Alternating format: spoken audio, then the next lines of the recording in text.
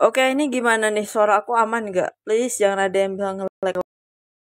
Ya, nggak tahu nih kenapa. Soalnya kalau banyak yang nge-lag, aku pending ke besok aja live-nya, teman-teman. Jaringan, entah karena aku lagi nge-charge atau apa, nggak tahu juga sih.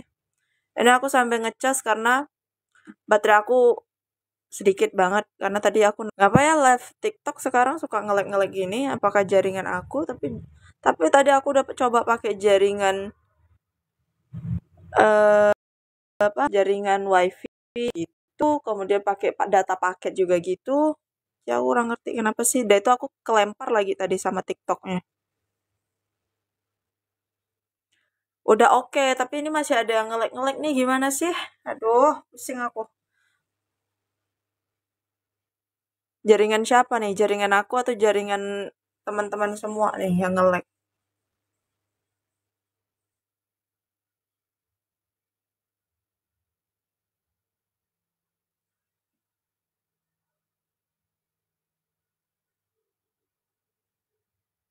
Ini suara aman nggak nih? Suara suara aman nggak?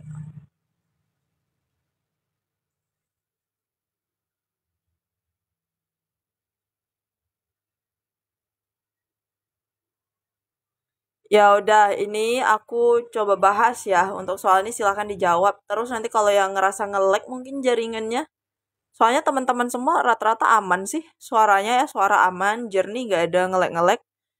Jadi kita lanjut aja nih. Jadi yang ngerasa jaringannya mungkin nge-lag atau suaranya nyendat gitu ya, nonton aja nanti di rekaman live TikTok aku di YouTube, besok aku upload biasanya.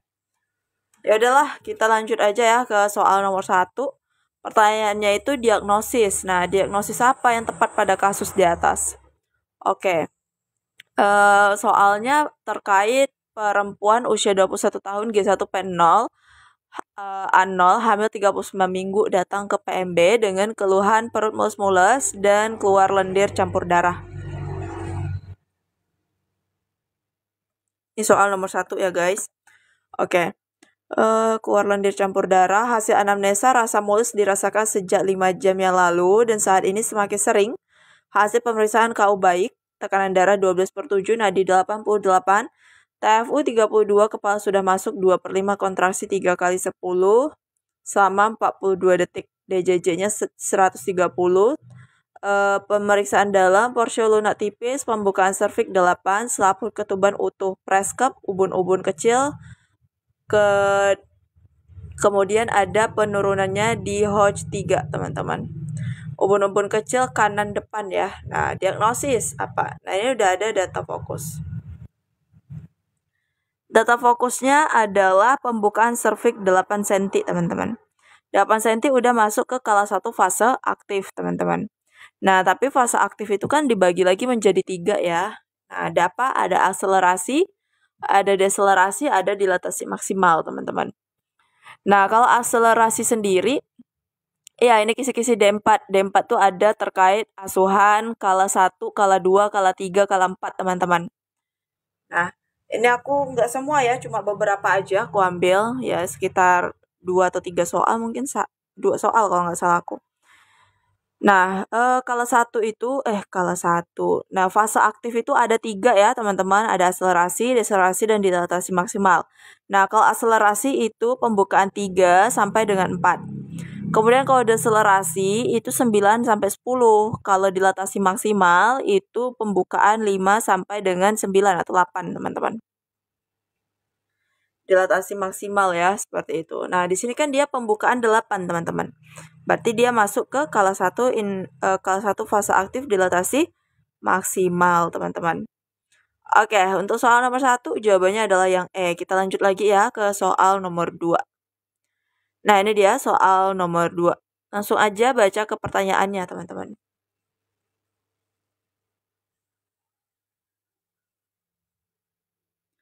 Oke, soal nomor 2 ya.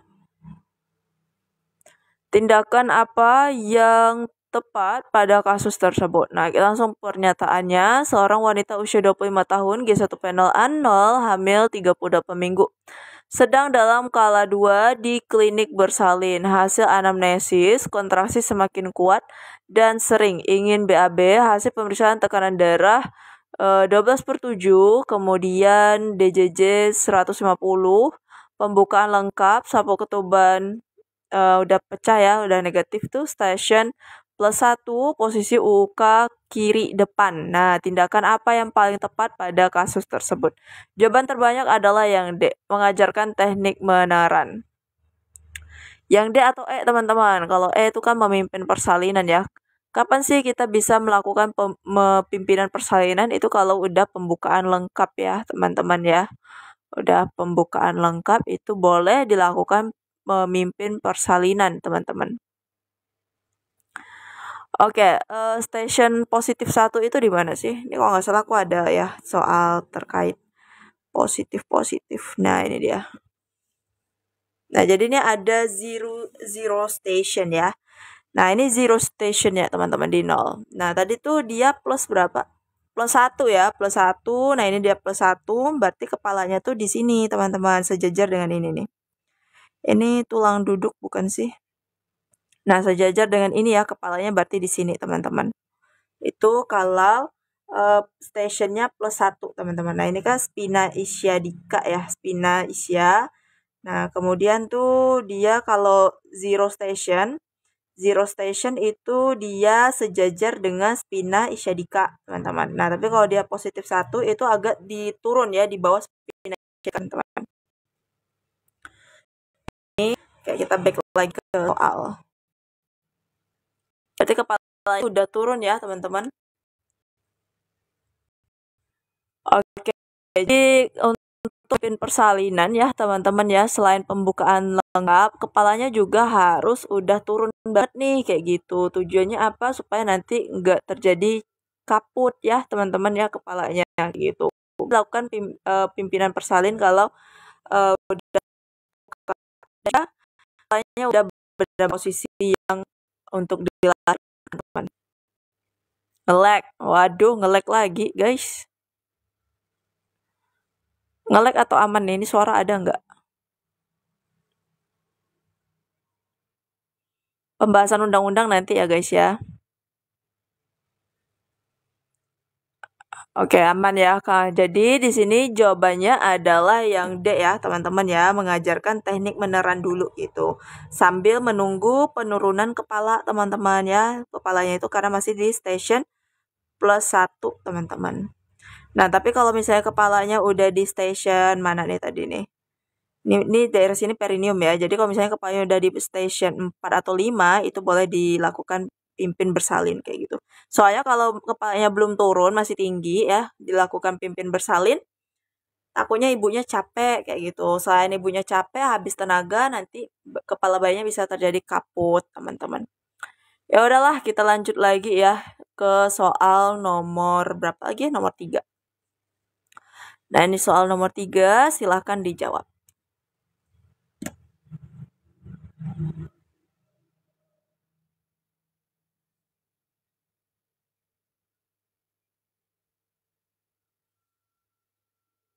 Nanti kalau SS-nya yang terakhir aja. Di yang terakhir aja ya SS.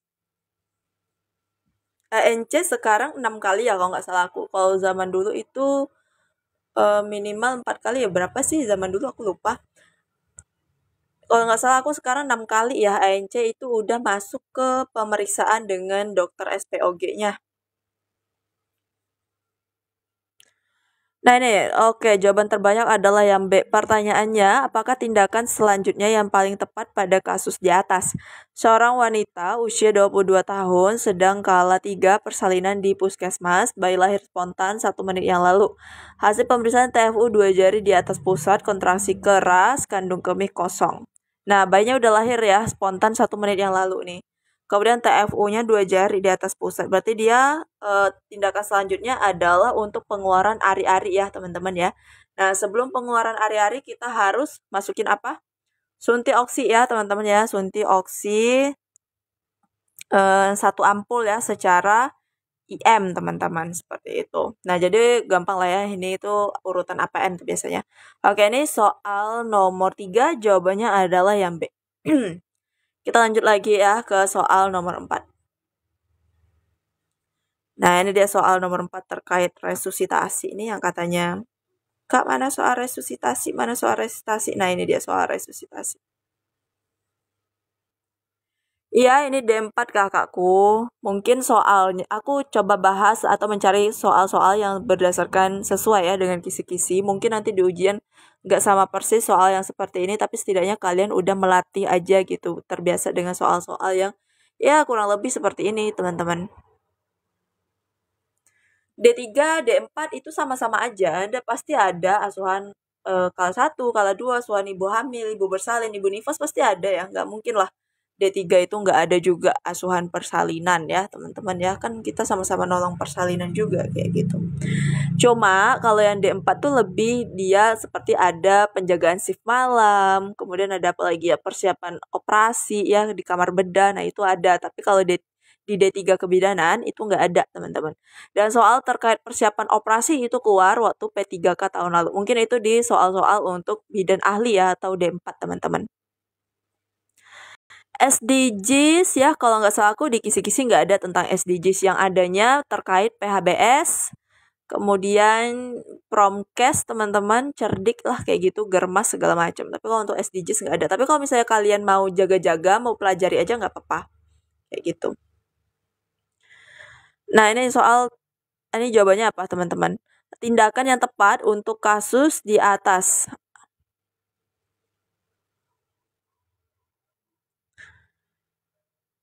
Seorang bayi ya, bayi baru lahir spontan di bidan praktek mandiri, riwayat kelahiran, usia kehamilan 35 minggu, air ketuban campur mekonium, hasil pemeriksaan bayi lahir tidak segera menangis, tonus otot lemah, warna kulit dan ekstremitas biru. Apa tindakan yang tepat pada kasus di atas, teman-teman?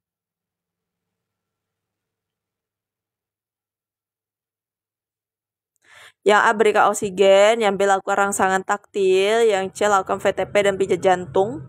Lakukan langkah awal resusitasi, VTP, teman-teman. VTP itu kayak bagging ya atau ambu, teman-teman. Biasanya bilang bagging atau ambu bag. Kalau pijat jantung itu kompresi dada ya, teman-teman ya, kompresi dada.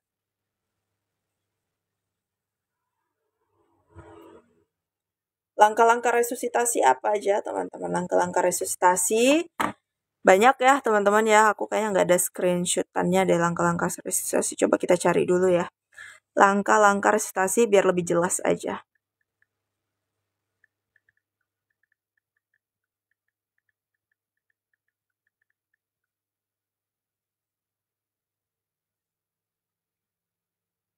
Nah, mana dia nih? Ini kayaknya.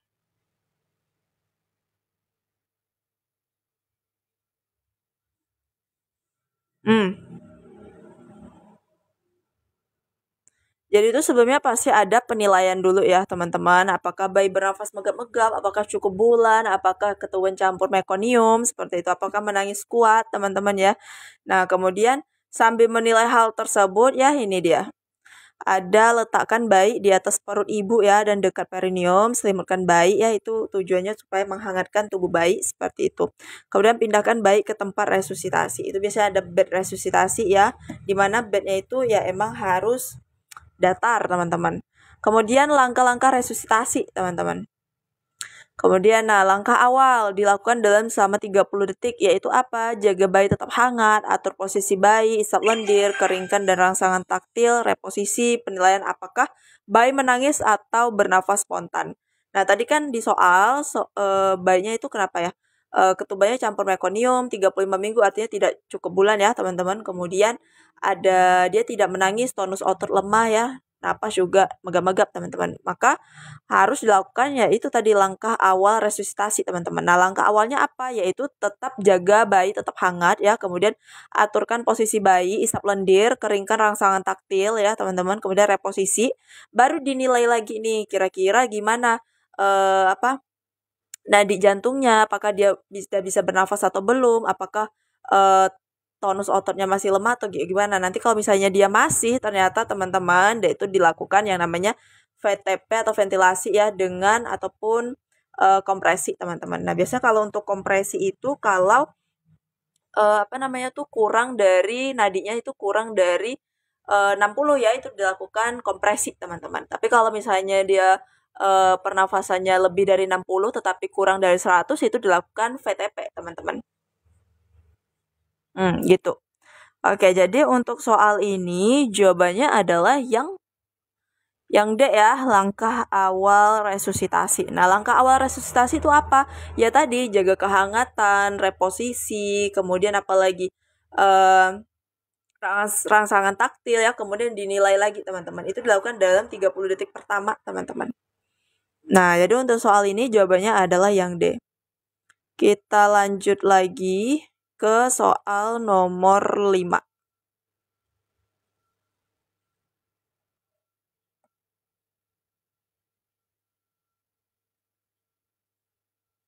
Nah, ini soal nomor 5, teman-teman.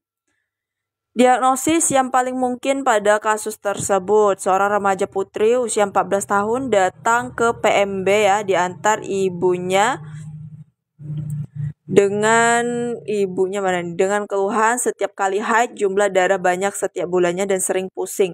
Hasil anamnesis, siklus haid teratur 28 hari. Haid berlangsung selama 8 sampai 10 hari, ganti pembalut 8 sampai 10 kali sehari. Hasil pemeriksaan tekanan darah 9/60. Kemudian nadinya 80, suhunya 36,5, pernafasan 20, nadi 84. Muka terlihat pucat, konjungtiva anemis, apakah diagnosis yang paling mungkin pada kasus tersebut? Oke, jadi kata kuncinya ada di ini. Di mana dia? Nih, haidnya itu berlangsung selama 8 sampai 10 hari nih. Kemudian ganti pembalutnya sampai 8 sampai 10 kali sehari. Jadi itu haidnya banyak ya teman-teman ya, sampai normalnya biasa 7 atau 8 hari ya teman-teman, tapi ini dia sampai 10 hari. Kemudian ganti pembalutnya juga sampai 10 kali dalam sehari, itu artinya kan darahnya banyak ya teman-teman, seperti itu. Nah, kalau darahnya banyak seperti ini kasusnya, maka diagnosisnya adalah yang teman-teman, hipermenore kayak gitu. Gitu ya, jadi untuk soal nomor 5 jawabannya adalah yang E. Oke teman-teman, nih kayaknya malam nih kayak aku kayak agak buru-buru gitu ya, karena ada tugas lagi abis ini. Oke, kita lanjut lagi ya ke soal nomor 6. Nah, ini soal nomor 6 guys, silahkan dijawab dulu soal nomor 6. Nah, untuk polimenore, kemudian apalagi tadi oligo ya teman-teman, amenor, menore segala macam, disminore apa segala macam, itu kan berkaitan dengan gangguan haid ya teman-teman. Kalian bisa searching aja di internet, itu udah lengkap banget ya teman-teman, terkait juga nanti berkaitan dengan siklusnya, jumlah haidnya ya teman-teman, itu ada semua di internet. Sorry banget ya malam ini aku agak buru-buru, soalnya dikejar waktu nih teman-teman. Oke. Lanjut lagi ya, nih yang nomor 6 nih jawaban terbanyak adalah yang D ya. Oke, kita lihat nanti jawabannya yang mana. Oke, seorang remaja wanita ya usia 17 tahun datang ke PMB dengan keluhan haidnya lebih dari 15 hari, hasil anamnesis, ganti pembalut 3 kali per hari. Darah bergumpal, hasil pemeriksaan tekanan darah 11/7, nadi 86, pernafasan 20, suhu 36,5, tinggi badannya itu 150, berat badannya 55. Pembesaran payudara normal, palpasi abdomen tidak ditemukan massa. Tindakan apakah yang paling tepat dilakukan pada kasus tersebut?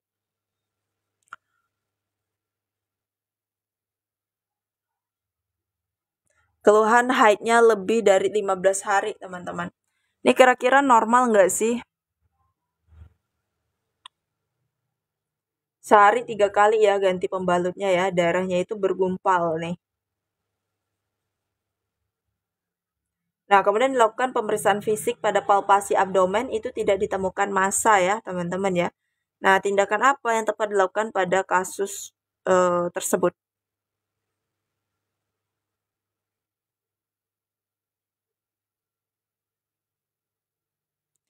Oke, jadi di sini tuh biasanya bidan ya teman-teman ya. Bidan tuh kan menangani kasus-kasus yang fisiologis ya teman-teman ya. Nah, jadi di sini ditemukan nih haidnya itu 15 hari ya teman-teman. Haidnya 15 hari. Kemudian apa lagi nih? Darahnya gumpal ya. Dia ada nyeri nggak? Nggak ada deh, nggak ada nyeri. Kemudian pemeriksaan abdomen itu tidak ditemukan massa. Nah, jadi kita sebagai bidan tuh curiga apa sih teman-teman ya kayak gini. Entah itu mungkin kista atau cancer segala macam ya teman-teman. Jadi untuk lebih jelasnya kita konsultasikan ke dokter SPOG. Jadi biar bisa di USG kan nih kira-kira kenapa kayak gitu ya. Darahnya bergumpal, kemudian haidnya itu sampai lebih dari 15 hari teman-teman. Kayak gitu. Maka tindakannya adalah melakukan konsul ya dengan dokter SPOG untuk memastikan lebih lanjut teman-teman. Seperti itu. Lanjut lagi ke soal nomor 7. Nah, ini dia soal nomor 7 ya, 3 soal lagi. Oke, jadi seorang wanita ya usia 20 tahun datang bersama suaminya ke PMB mengatakan ingin ber-KB hasil anamnesis baru menikah 1 bulan yang lalu. Ingin menunda kehamilan selama 3 tahun. Hasil pemeriksaan KU baik, tekanan darah 12/8, nadi 90, pernafasan 24, suhu 36,7, tidak ada tanda-tanda kehamilan. Planotes negatif, alat kontrasepsi apa yang paling tepat pada kasus tersebut, teman-teman? Oke, jadi dia nih ya orang yang mau nunda kehamilan dulu ya, teman-teman ya. Nah, usianya itu 20 tahun. Usia 20 tahun, dia kira-kira pengen nunda sampai 3 tahun nih, teman-teman. Nah, jadi alat kontrasepsi yang pertama dulu lah ya, teman-teman ya, yang disarankan ya, lebih disarankan kalau untuk menunda kehamilan itu adalah yang A, teman-teman. Yang pil ya, teman-teman ya. Kayak gitu. Nah, jadi untuk soal ini jawabannya adalah yang A. Jadi kontrasepsi yang tepat untuk menunda kehamilan itu adalah yang pil. Kalau nggak salah aku ada penjelasannya, mana ya? Sabar dulu. Penjelasannya itu di sini bukan. Nah, ini dia ada penjelasannya, teman-teman. Nah, kenapa harus pil kayak gitu? Jadi, berdasarkan urutan, kelihatan nggak sih? Nah, berdasarkan urutan pemilihan kontrasepsi yang rasional ya, klien dengan usia 20 tahun itu termasuk ke dalam fase menunda kehamilan. Nah, urutan pemilihan kontrasepsi urutan pertamanya itu adalah disarankan dengan menggunakan pil, teman-teman, seperti itu. Oke, gitu ya teman-teman ya. Kita lanjut lagi ke soal nomor selanjutnya. Jadi tadi ini jawabannya yang A. Kita lanjut lagi ke soal nomor 8. Oke, ini soal nomor 8. Sorry ya kalau aku agak cepet-cepet nih. Nah, seorang wanita usia 25 tahun, aseptor KB pil, datang bersama keluarga puskesmas dengan keluhan muntah-muntah. Hasil anamnesis baru menggunakan pil 3,5 bulan yang lalu, muntah disertai diare. Tidak makan makanan yang menyebabkan diare. Hasil pemeriksaan KU baik, KU baik, tekanan darah 100/60, nadi 70, pernafasan 28. Suhu 37, tidak teraba massa pada abdomen. Rencana asuhan apakah yang paling tepat untuk dilakukan pada kasus tersebut? Jawaban terbanyak adalah yang A ya. Anjurkan untuk berhenti minum pil. Nah, kemudian ada juga yang mana tuh? Yang D ya, mengganti kontrasepsi. Nah, jadi masalahnya apa nih? Keluhannya muntah-muntah ya, teman-teman ya. Keluhannya muntah-muntah, kemudian dia udah pakai pil KB itu 3,5 bulan yang lalu. Kemudian muntahnya itu disertai dengan diare. Nah, tetapi si pasien menyangkal ya kalau dia tidak ada makan makanan yang menyebabkan diare, teman-teman. Dia tidak ada faktor dari makanan. Nah, kemudian tidak teraba massa ya pada abdomen ya, teman-teman ya. Nah, jadi masalahnya itu muntah-muntah. Nah, biasanya efek samping pil itu kalau yang efek samping pil lah ya, itu biasanya kan mual, muntah ya, teman-teman, apalagi flek, jerawatan ya, yang biasanya itulah, atau timbangan naik nih, berat badan makin naik, itu efek samping ya teman-teman ya. Nah, jadi anjuran yang tepat itu apa? Rencana teman-teman, rencana asuhan. Ini baru rencana ya teman-teman ya, yaitu apa? Kalau yang A, anjuran untuk berhenti minum pil. Kalau yang B, rawat inap untuk observasi fisik. Yang B itu tidak perlu lah ya. Kalau yang C, memberikan obat antimual. Yang C juga rujuk ke RS juga tidak perlu. Kalau yang D, mengganti kontrasepsi. Antara mana nih, A atau D? Oke, Oke, coba kita lihat ya, pembahasannya tuh ada di sini. Ini tuh soal yang aku screenshot, teman-teman. Nah, ini dia pembahasannya itu salah satu keterbatasan metode kontrasepsi pil adalah mual ya, terutama pada 3 bulan pertama yang terjadi pada klien penggunaan pil. Itu terjadi muntah lebih dari 3 bulan sehingga asuhan yang dilakukan adalah menganjurkan untuk berhenti minum pil sementara, teman-teman. Gitu. Ya, jadi jawabannya adalah yang A ya, menganjurkan untuk berhenti minum pil sementara. Jadi dilihat dulu nih responnya. Begitu berhenti minum pilnya, apakah kira-kira dia masih mual muntah, teman-teman? Seperti itu. Kalau dia masih mual muntah, ya sudahlah, berarti coba diganti ke kontrasepsi yang lain ya, teman-temannya yang dirasa cocok. Oke, kita lanjut lagi ke soal nomor 9. Nah, ini nomor 9, kapankah jadwal pemeriksaan ulang ke klinik? Sabar nih, kayaknya kepotong deh. Kapankah jadwal pemeriksaan ulang ke klinik? Nah, seorang wanita usia 37 tahun datang ke tempat klinik pemeriksaan tekanan darah 11/8 dan tidak ada gangguan kesehatan lainnya. Kemudian dilakukan pemasangan alat kontrasepsi AKDR yaitu IUD oleh bidan untuk pertama kalinya. Kapan jadwal pemeriksaan ulang ke klinik, teman-teman? Jawaban terbanyak adalah yang C. Oke, yang A itu rutin setiap hari. Kalau yang B, 1 bulan setelah pemasangan. Kalau yang C, 2 minggu setelah pemasangan. Yang D itu setiap 6 bulan sampai 1 tahun ya. Kemudian yang E itu datang ke bidan yang memasang AKDR, teman-teman. Oke, jawaban terbanyak adalah yang C ya. Kita lihat dulu ya, teman-teman ya. Nah, jadwal pemeriksaan ulang itu adalah 2 minggu setelah pemasangan ya. Jadi ini dilihat kira-kira apakah ada efek samping ke pasiennya, kemudian kira-kira benang IUD-nya masih kelihatan atau enggak, kayak gitu. Apakah terjadi ekspulsi atau tidak, seperti itu ya untuk memantau, teman-teman. Si AKDR-nya, IUD-nya, teman-teman. Atau mungkin lebih baik di USG ya untuk melihat apakah si IUD-nya itu benar-benar ada di posisinya. Nah, kalau misalnya IUD-nya itu tidak sesuai dengan posisinya, nanti bisa terjadi kecolongan, yaitu apa? Misalnya hamil kayak gitu ya, takutnya posisinya yang tidak tepat di tempatnya kayak gitu. Oke, jadi untuk soal ini jawabannya adalah yang C. Kita lanjut lagi ke soal yang terakhir nih, teman-teman. Oke, soal yang terakhir, berapa lama waktu yang diperlukan untuk insersi AKDR? Insersi ini maksudnya pemasangan ya. Nah, jadi itu ada kasus yaitu seorang wanita usia 14 tahun datang ke tempat praktek bidan dengan keluhan tidak ingin hamil. Malamnya telah melakukan hubungan seksual dengan pacarnya. Waduh, dia takut MBA guys. Jadi dia mau pakai IUD lah ceritanya ya. Berapa lama waktu yang diperlukan untuk insersi AKDR, teman-teman? Jadi ini kayak waktunya kayak kurang lebih pil kondar nggak sih? Kalau pil kondar itu kan sekitar sampai 5 hari ya, teman-teman ya, yang terbaru ya, yang sesuai dengan Kemenkes. Kurang lebih kayak pil kondar jadinya. Oke, jadi berapa lama waktu yang diperlukan untuk insersi AKDR, teman-teman?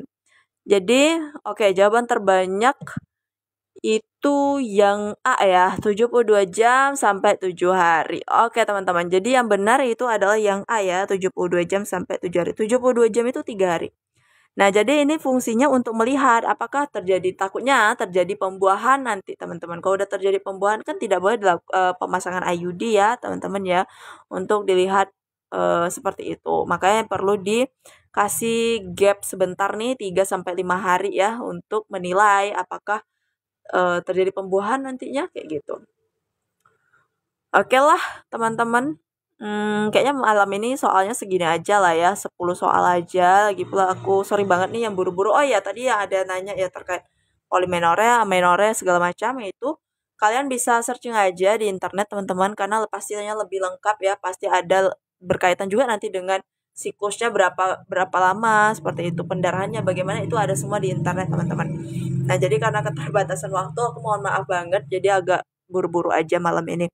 Dan ya 10 soal aja ya, besok kita bahas soal kisi-kisi D3 aja lagi ya teman-teman ya. Besok kita bahas soal kisi-kisi D3 jam 19.00 waktu Indonesia Barat. Dan yang bertanya-tanya terkait tryout bimbel itu sekalian silakan hubungi ke nomor ini aja ya teman-teman ya. Nah, nanti yang ngerasa ketinggalan ya, tadi yang ngerasa ketinggalan aku bakalan rekam upload ulang ya rekaman live TikToknya itu di akun YouTube aku yang ini, Aulia Sakinah Putri. Jadi kalian tinggal kunjungi aja atau jangan di subscribe ya teman-teman belum. Jadi besok pagi deh aku coba upload ulang ya rekaman live-nya. Jadi yang ngerasa ketinggalan atau yang baru join tetap bisa belajar bareng aku. Oke teman-teman, nah ini tuh nomor WhatsApp untuk pemesanan ebook TO bimbel ya teman-teman, bisa kalian WA aja ke nomor ini, nanti bakalan dibantu bales oleh admin satu persatu dari yang terbawa dulu teman-teman. Besok kita bahas soal khusus atau umum ya besok ya. Besok intinya kita bahas soal kisi-kisi D3 bidan teman-teman. Ya jadi kita selang-seling ya teman-teman ya. Malam ini enggak ding, besok kan hari Minggu ya. Hari Minggu kita bahas soal khusus manajerial, sosio sama wawancara teman-teman ya. Khusus hari Minggu ya kita bahas soal itu. Oke, sip. Aku lupa tadi. Oke, jadi besok kita bahas soal manajerial, sosio, dan juga wawancara. Oke, ini kira-kira udah silakan di screenshot atau di chat WA aja ya terkait 3 macam ini teman-teman, terkait ibu TO bimbel ya, nanti bakal dibantu balas sama adminnya. Dan yang udah transfer ya, yang mohon bersabar ya, nanti pasti dibalas sama adminnya ya, mohon ditunggu karena chatnya masuk banyak banget teman-teman. Oke. TO biayanya berapa? Untuk harga TO, harga bimbel, harga ebook, silakan langsung aja di chat ke nomor WA ini Kak, nanti bakalan dibantu jawab sama adminnya teman-teman. Oke, kira-kira kayak gini aja lah ya teman-teman ya. Ada yang mau SS ya, SS soal ya. SS soal nomor 6 ya. Nah ini dia soal untuk nomor 6. Teman-teman silahkan di screenshot. Oke, untuk harga e-booknya berapa? Untuk harga e-book kakak nanti langsung aja hubungi WA nomor adminnya yang tadi ya, kakak siapa tadi itu? Kakak Fitri. Oke, aku coba ulang dari nomor 1 deh. Nah, ini nomor 1. Nomor 1 silakan di screenshot ya guys ya. Ini soal nomor 1, silakan di screenshot. Oke, setelah itu kita lanjut lagi ke soal nomor 2. Nah, ini dia soal nomor 2 guys. Soal nomor 2, kemudian lanjut lagi ke soal nomor 3. Besok kita materinya sosio, manajerial, sama wawancara ya, karena khusus hari Minggu kita bahas soal itu. Oke, ini soal nomor 4. Soal nomor 4, kemudian lanjut soal nomor 5, kemudian lanjut lagi soal nomor 6 guys, nomor 6, nomor 7, nomor 8, nomor 9, nomor 10.